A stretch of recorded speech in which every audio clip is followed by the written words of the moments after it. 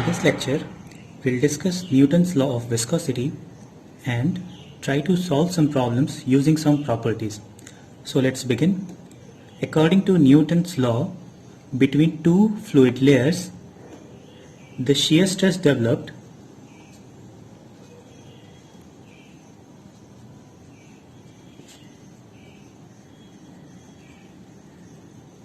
is directly proportional to rate of shear strain.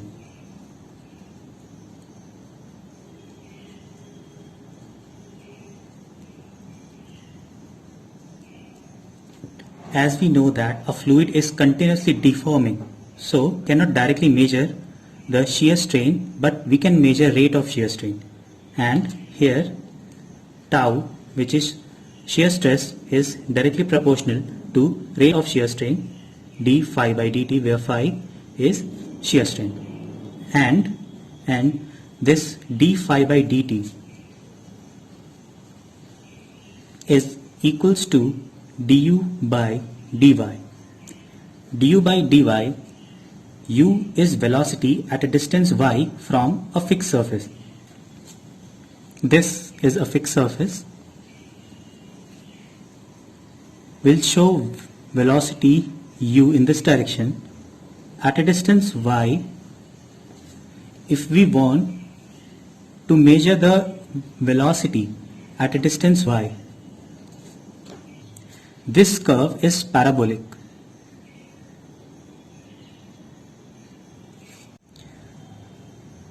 We will consider 2 points, one which is near to the surface, another which is away from the surface. If we want to measure du by dy, then we have to draw tangent at these 2 points.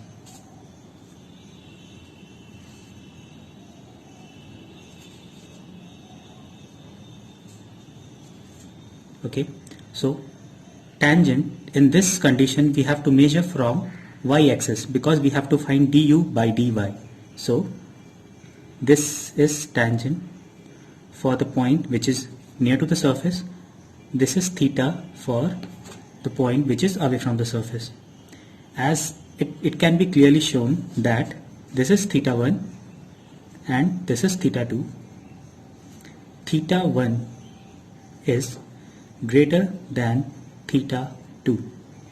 So that means du by dy near the surface is greater than du by dy which is away from the surface. So tau, that is shear stress developed near the surface, will be greater than the shear stress developed away from the surface. So tau near the surface is greater than tau away from surface. Alright, now we will see two conditions. First, if h is approximately equals to 0, that is very small. Here h is the distance between the fixed surface and the fluid layer.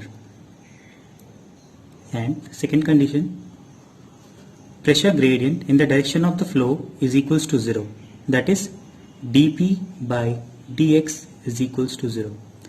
Why we are considering these two properties? Because if we see these two properties, we can take this velocity profile as a linear velocity profile. If these two conditions satisfies either of these two conditions, then y and u, it's a straight line. Here, if condition first or second, any one of these two conditions satisfies, then we can assume u and v curve as a straight line. This straight line is an assumption if these two conditions satisfies.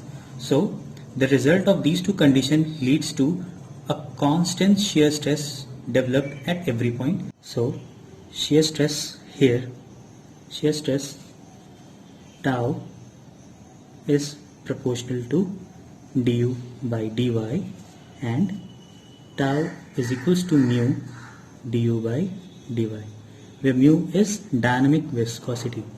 It's a constant. So if these two conditions are followed, then tau is constant at every point and tau is equals to mu del u by del y here.